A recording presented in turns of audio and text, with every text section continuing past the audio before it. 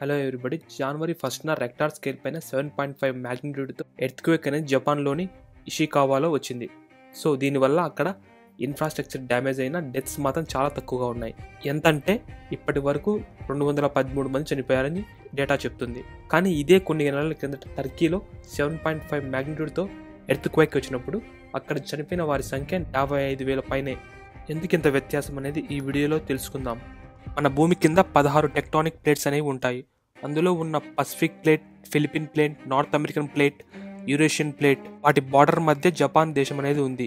ఎప్పుడైతే భూమి కింద ఎక్కువగా హీట్ అనేది జనరేట్ అవుతుందో అప్పుడు టెక్టానిక్ ప్లేట్స్ అనేవి కదలడం స్టార్ట్ అవుతాయి. సో దీనివల్ల భూమి అనేది కంపిస్తుంది. కానీ రెగ్యులర్గా భూకంపాలు జపాన్లో వస్తున్నా వాళ్ళ ఇన్ఫ్రాస్ట్రక్చర్ కానీ ఇల్లు కానీ పెద్దగా డ్యామేజ్ కావు. ప్రాణ నష్టం అనేది చాలా తక్కువగా ఉంటుంది.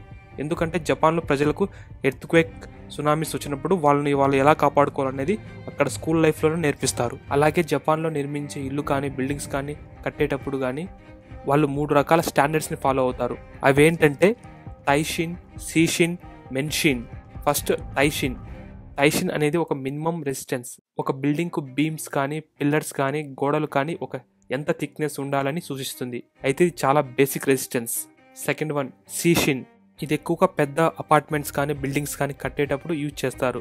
ఒక స్ట్రాంగ్ బిగ్ రబ్బర్ మ్యాట్స్ని బిల్డింగ్ క్రింద ఇన్స్టాల్ చేస్తారు. దీనివల్ల భూకంపాలు వచ్చినప్పుడు ఆ వైబ్రేషన్ అనేది రబ్బర్ మ్యాట్స్ అనేది అబ్జర్వ్ చేసుకుంటాయి.